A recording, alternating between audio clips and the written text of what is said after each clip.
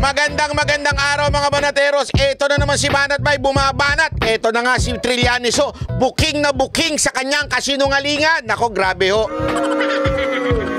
Grabe ho, as in, hindi talaga mapapagkatiwalaan itong tao na ito na si Trillanes. Ngunit natapat, subalit, magtataka ka, bakit hindi man lang ito masyadong ibinabalita ng media?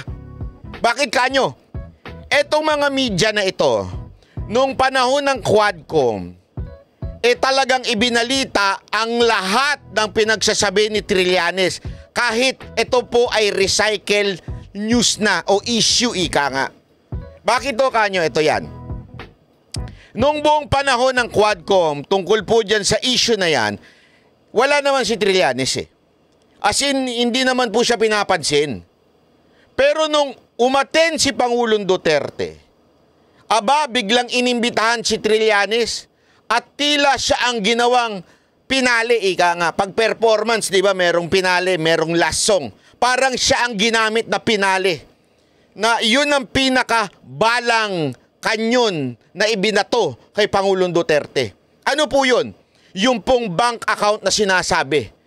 Na which is, yan po ay napag-usapan na noong 2016. As a matter of fact, few days before the election, dyan niya nilabas yan. Para wala ng pagkakataon na makasagot si Pangulong o si dating Mayor Duterte pa nun. Kaya lang, magaling po si Atty. Panelo. The day itself, one day before the election, lumabas po, nailabas niya yung bank account at walang bank account si Pangulong Duterte. Klaruhin natin na wala pong bank account si Pangulong Duterte na ibinibintang ni Trillanes. Pahiya nga siya dun eh. Pero dahil nag-eleksyon na, nanalo na si Pangulong Duterte, hindi na huyang binalita ng media na pahiya siya dun, na sinungaling siya dun. Ngayon, eto na naman, bumabalik na naman tong, ewan ko, ayoko sabihin sanang gago, pero wag na natin sabihin yun. Bumabalik na naman tong tao na ito, na napakasinungaling. Meron na naman siyang ibinibida. Pero ito yun, no? Paparinig ko sa inyo, ha? Ito. Pero dahil dito sa video na ito, napahiya ho siya. Nalaman ng buong taong bayan na siya ay sinungaling. Okay? O, panoorin natin, ha? Mr. President? Yes, Your Honor. Nalilito na ako kung anong sabihin ko. Pero sabi ko kung if I'm lying or if my statements are falsely... Grabe si Trillanes ito, makatingin kay Duterte. Parang, ewan ko. Trillanes, tanong lang. Yung pagtingin mo ba dito, may kasamang pagnanasa o wala? Hindi, baka sabihin nyo naman, di wala ko sinasabing bakla siya. Ha? Pagnanasang siraan. Kayo naman talaga, oh. Gago! Hindi kasi yung ano kaya yung pagtingin niya ng ganun? Oh. Sinusubukan niya sigurong i-intimidate si Pangulong Duterte. Basta meron siyang pagnanasa. Di lang natin alam kung anong klaseng pagnanasa yun, ha? Stated if there is an iota of magbigti ako. So, in the same manner na kung magbigti ako si Trillanes, dapat magsabay rin sa akin. Okay, duly noted of your thoughts, Mr. President. Former Senator Trillanes, you're recognized. Maraming salamat, Mr. Chairman. Ito pong dokumentong ito po yung naging basis ko nung plunder case na final ko kay Duterte Ayan. 2016. Oh. At ito po ay inimbestigahan ng Ombudsman. Plunder case daw na sinampa niya. Na inimbestigahan daw ng Ombudsman. Follow, ha? Mag-follow kayo dun sa istorya nitong si Raulo na ito. Napakasinungaling eh. At ang Deputy Ombudsman, Arthur Carandang, Oo. and I think the Quadcom can invite him. siya ang nag-conduct ng investigation, humingi siya ng dokumento sa AMLAC at kinonfirm niya. And because of that, tinanggal ni Duterte si Deputy Ombudsman. Now, aside from... Kinonfirm daw. Kinonfirm daw ng AMLAC. Yan ang sinasabi niya during that Quadcom. Nagsampa siya ng kaso sa ombudsman ng plunder, kinonfirm daw ng AMLAC, at ano daw ginawa ni Duterte? Sinibak daw ni Duterte yung ombudsman. Because of what? The confirmation of the AMLAC. Yeah? Yan ang sinalsal ng mga media. Yan ang binalita minu-minuto. Bawat araw binabalita yan, araw-araw nung time na yan. Mula umagang hanggang gabi, hanggang tanghali, pinag-uusapan ng mga tanso, vlogger yan. Sinalsal ng todo-todo yan. Hindi po bastos yung salsal, ha. Sabi na sinalsal, talagang dinikdik ng dinikdik. Oh, may bank account si Duterte. Oh, napikon si Duterte kasi dito yung part na nagalit si Duterte. Oh, ganyan. Dahil sa sinasabi nito ni Trillanes na merong bank account, kaya napikon si Duterte. Yan ang araw-araw na sinalsal po ng media. Kasi nga mga bayaran ng mga putang inang media na yan eh. Yan ang katotohanan. Pasensya na kayo media, nakakaya. Tayo rin po ay parte ng mainstream dahil SMNI anchor po tayo. Pero nakakaya talaga kayo mga media kayo. Mga mukha kayong pera. Yan ang pinapakain nyo sa mga anak ninyo. Pera. Galing sa mga, ewan ko kung kanino galing yan. Galing ba sa AYEK yan o sa tupad ba yan o sa akap? Saan ba galing yung mga pera ninyo? Galing sa taong bayan. So pwede natin, suggested by Chairman Paduano, na yung AMLAC mismo, unless, since hindi naman na siya incumbent, ay pwedeng ma-access yun with the waiver. Pero we've been there before. Nagsabi na yan siya na magbibigay siya ng waiver. Puro bluff yan. Pero hindi, kaya nga mas maganda kung ma-draft na po natin yan ngayon para papirmahan niya yan dito, no? Para wala ng alibay. Pero ito po, I'll be presenting later on, Mr. Chairman, a video of his actual admission of these accounts. No? So, ito naman pong mga cheque na in-encash, in-extract lang namin from that long list. Mga managers checks po yan, hindi nawawala sa system po yan. And later on, alam mo, ang talent nito ni Trillanes, magsinungaling. Hindi, walang biro. Ang talent niya talaga magsinungaling. Yung parang convinced siya sa pagsisinungaling niya. Mantakin mo, sinasabi niya pa ngayon na kumpleto kami ng detalye, ha? Yan ay na-aproba ng na-confirm ng AMLAC yan at saka ng ombudsman yan, ha? Kaya nga tinanggal. Yung parang kahit sarili niya siguro, napapaniwala niya sa kasinungalingan niya. May mga kilala kayong ganun? Yung sa tindi ng pagsisinungaling, kahit yung sarili nila, hindi na alam kung ano ang tama at mali.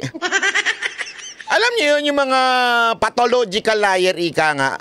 Parang sila mismo kumbinsido doon sa pagsisinungaling nila. Hindi na nila alam na sinungaling sila. Nakakita kayo ng ganun tao? Dami ko kilalang ganyan. Oh, yung mga scammer. Naku po, pambiram duwaire. Well, ano rin yan, exempted sa impeachment cases. Kaya pwede po lumabas yan, ipepresenta po yan. That's the smoking gun ng proceeds of the illegal drug trade ng Duterte crime family. Salamat po. Grabe yung kanyang yung kanyang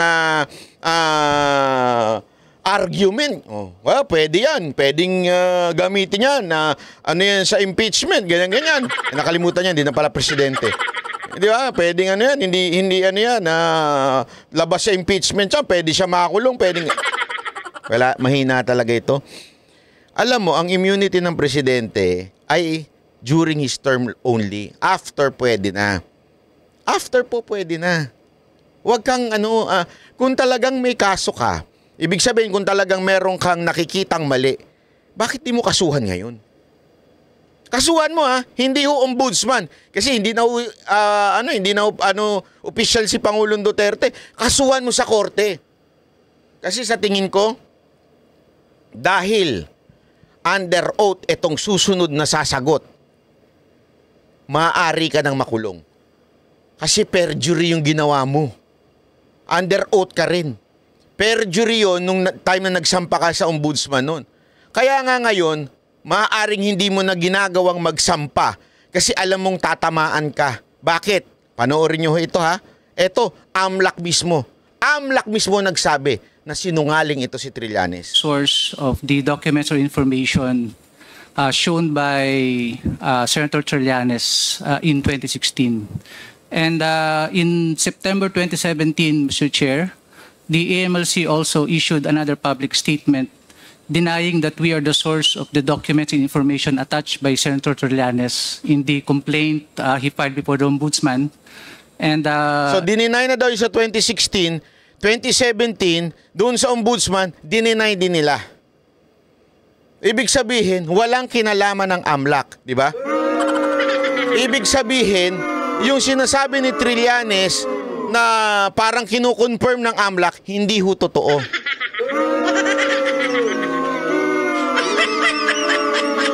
Ito na-observe ko. Hanapin nyo itong video na ito sa Congress o House of the Representatives sa YouTube. Hindi nyo makikita. Buti na lang may nag-upload na isang channel na nag-upload itong video na to. Ang hirap hanapin. Mukhang sinadyang tanggalin ng Congress itong part na ito. Kasi nga naman, booking si Trillanes dito eh. in the same public statement, the AMLC denied that we furnished the Office of the Ombudsman such documents. Oh, they denied. They deny na hindi po sila, wala po silang sinasabi na totoo yung mga sa kanila galing. Kasi yan ang claim ni Trillanes eh. Sa kanila nang galing. Wala daw. So sinungaling talaga si Trillanes. Grabe o ano? Oh. In relation to the complaint by by Senator Trillanes, Mr. Chair. In other words, Tingnan nyo, ididiin pa nito. AMLAC denied that the documents presented by the former Senator Trillanes did not originate from your office. Yes, Mr. Chair. Oh, ayan, malinaw. Denied.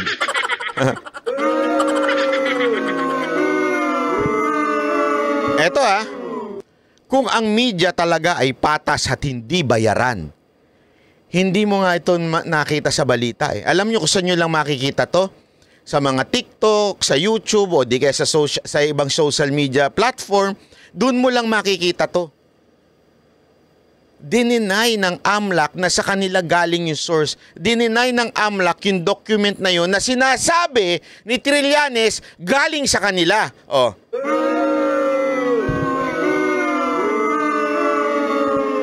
Walang nagbalitang media, mga putang ina nyo, mga media kayo.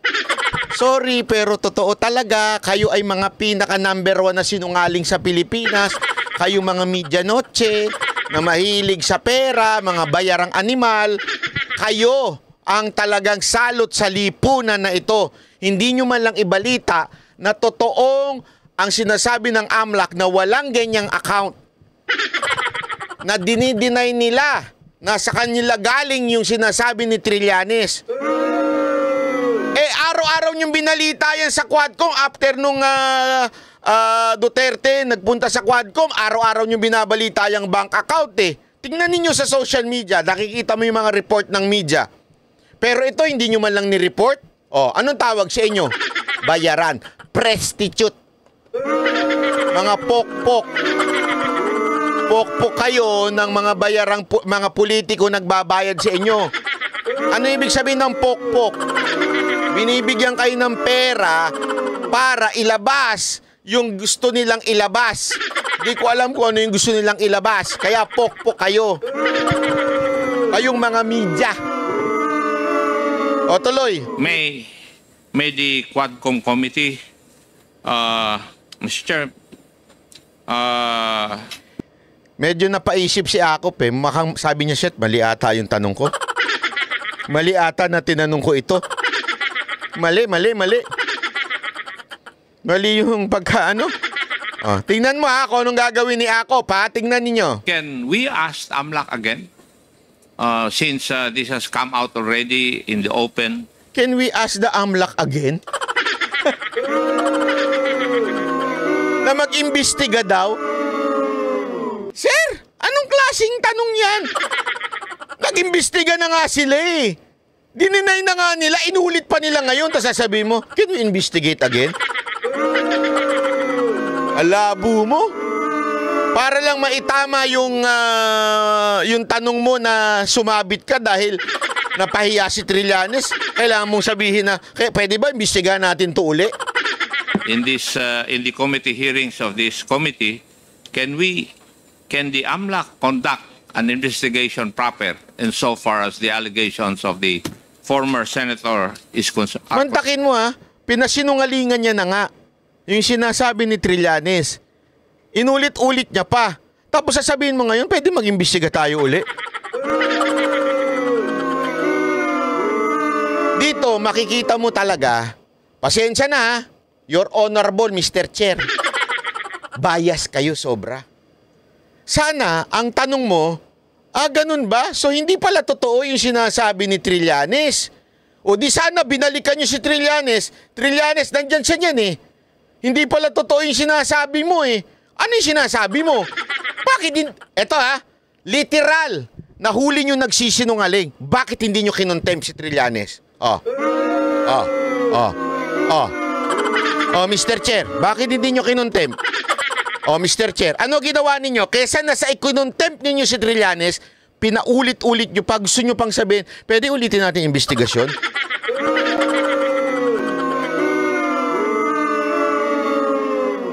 Di sobrang bias kayo, halatang halata. Mr. Chair,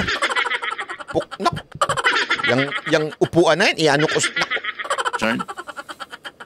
Mr. Chair, the jurisdiction of the MLC will be had if there will be a unlawful activity, Mr. Chair. So, if there will be an unlawful activity that will be filed, then it is the mandate of the AMLC to conduct a financial investigation, Mr. Chair. Buti na lang matalino to. Sabi niya, kung merong unlawful activity, ibig sabihin may perang kaduda-duda na nangyayari. Okay? And someone will file, di ba, a case or file something, then pwede. Pero yung uulitin mo, yung sarado ng kaso, yung sarado ng issue, uulitin mo lang kasi gusto nyo salsalin pa, hindi na pwede yun, sir. Anong klase kayong congressman, sir? Your Honorable Mr. Chair. Anong klase kayo, sir? Booking na, ipagpipilitan nyo pa, sir. Booking na. Sir, na-booking na bias kayo, sir. Yan na to, na-booking na bias kayo. Booking, sir? Hindi, di ba ho? Imagine ninyo, kung yang sumagot na yan ay galing sa Office of the Vice President na nakakuli ninyo in the Congress, in the hearing, nahuli nyo nagsisinungaling. Sigurado ako contempt. Yung nga hindi nagsisinungaling, yun nga nagsabing, Your Honor, wala po akong alam dyan kasi po ang aming pong leader o si Vice President Sara Duterte po nag-utos. Yun nga kino-contempt ninyo eh. Hindi nagsisinungaling yun. Hindi lang niya masagot kasi wala siyang kaalaman. Kinontempt nyo. Si Trillanes, huli nyo nagsisinungaling, hindi nyo kinontempt. Ano tawag sa inyo? Ha? Ano tawag sa inyo? Namumuliti ka. Hatalatang bias kayo.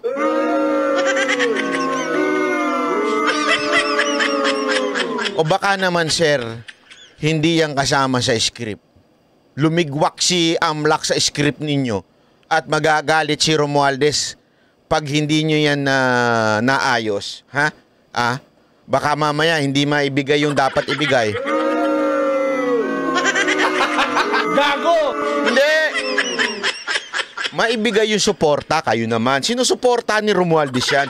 Suporta! Hindi naman, wala naman ko sinabing pera. Sinusuportan, moral support. Go, go, go, Akop. Go, go. Akop. Ganun. Moral support.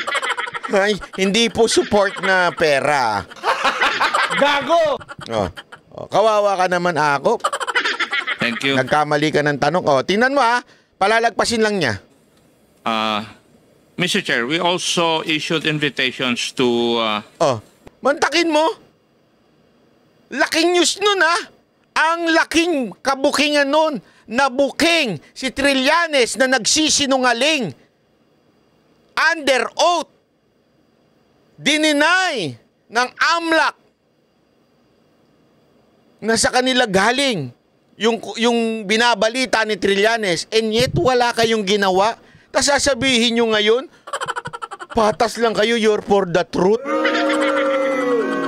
Para kayo sa katotohanan.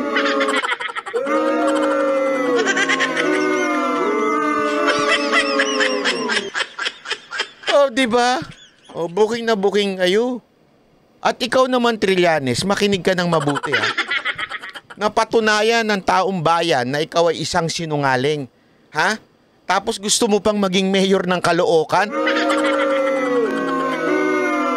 Mga kababayan ko sa Caloocan, ako talaga mangangampanya laban dito kay Trillanes. Walang biro. Nung nakita ko ito, sabi ko, mangangampanya talaga ako laban dito kay Trillanes. Hindi dapat manalo to sa pagka-mayor. Alam niyo kung bakit? Napakasinungaling. Sigurado ko sino ba yung mayor nyo ngayon? Yung si Malapitan, di ba? Sigurado ko, watch out kayo mga taga-Caloocan. Starting ng campaign next year, babatuhin ng putik ni Trillanes etong si Malapitan. Pustahan tayo. Style niya yan Style ni Trillanes yan. Yung mag-iimbento ng mga kasinungalingan, mag-iimbento ng kuno ng corruption, mag-iimbento ng kung ano-ano laban kay Malapitan. Ngayon kasi ang concentration niya dito muna sa Quadcom, itong EJK at kay Pangulong Duterte. Pero since nabuking na po siya, sigurado ko mag-iiba ng linya yan. Pustahan tayo. Napahiya siya kaya mismo ngang according to Taberna, yung impeachment na sinasabi niyang hinog na. Hinog na. Yung impeachment, tinabla nga siya ni Marcos Feeling ko kasi, mga kababayan, feeling ko lang Feeling ko lang to as in letter P. Feeling ko lang talaga, sumisip-sip ito sa mga Marcos para makakuha ng suporta sa mga Marcos diyan sa Caloocan.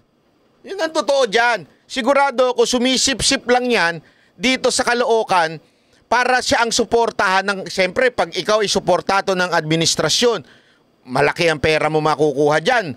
Financial, makakahingi ka ng tulong para sa iyong pangangampanya. Alam naman po natin, olat na olat po siya dyan. Tingnan nyo yung mga kalye survey, hindi nga ho siya kilala Pag nagkalye survey ho sa Caloocan, sino boboto mo? Si Trillanes o si Malapitan? Ang unang sinasagot nila, siyempre si Malapitan. Ang pangalawa nilang sagot, taga dito ba si Trillanes? Panoorin nyo yung mga kalye survey na nasa YouTube. Ganun ang lagi sinasabi, taga dito ba si Trillanes? Aside from, lagi nila sinasabi, si Malapitan ang gusto nila. Kasi, honestly, hindi man perfecto, pero kahit papaano may nagawa naman po. Compare mo naman kay Trillanes, pambihira. Di ba? Iko-compare mo kay Trillanes yan si Malapitan, ang layo. Si Trillanes nga, naging senador na, hindi nyo naramdaman dyan sa Caloocan Di ba? Ngayon, tatakbo pa. Nakakahiya. Kaya nga, asahan nyo. Ito, itaga nyo sa bato, mga taga-Caloocan. Starting January, February, March, mambabato ng putik yan kay Malapitan. Pustahan tayo. Mambabato yan ng putik kung ano-anong issue ilalabas niyan, kesyo korupsyon, kesyo ganire, kesyo ganyan. Yung style ni Trillanes hindi maganda toxic ika nga. Alam niyo yung mga jowang toxic? Gago! Alam niyo yun?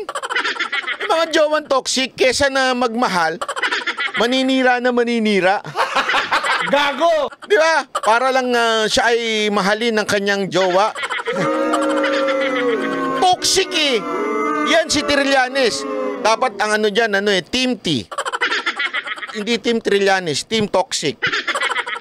Oh, yan totoo. Kasi napaka-toxic niya mama na yan. Ewan ko ba bakit ganyan niya mama na yan. Paano kaya yung pinalaki na magulang niya, no? Diba? Napaka-toxic ko kasi. Walang biro. Kaya, mga taga-Caloocan, kung kayo po ay ayaw ninyong masira ang inyong lungsod, i-shoot nyo po sa inodoro ito si Trillanes sa darating na eleksyon. Huwag ho kayong maniniwala at sakasakaling mangampanya yan. Pwede ba pakisagawan naman ng Hindi karapatan nyo yun eh. Walang masama doon. That is not defamation. That is not anything. Ano ho nyo yan? Yan po ay kasama sa freedom of speech nyo. Pag siya po ay nangampanya sa inyo, kung sakali lang, mamigay ng mga ayu-ayuda, mamigay ng kung ano-ano, tanggapin nyo. Tapos isigaw ninyo, boo. Di ba? Boo, ganun nyo. Kasi puro kayabangan Yan ang totoo Puro kayabangan ang ginagawa nitong Trillanes na ito. At masisira ang lungsod ninyo sa mga ganyang klaseng tao. Yan ang totoo. So mga kababayan, hanggang dito na lang po muna tayo. Maraming salamat. Kita-kits ulit tayo bukas. Ako po si Banat. Bye! Yan ang Banateros, boses ng ordinaryong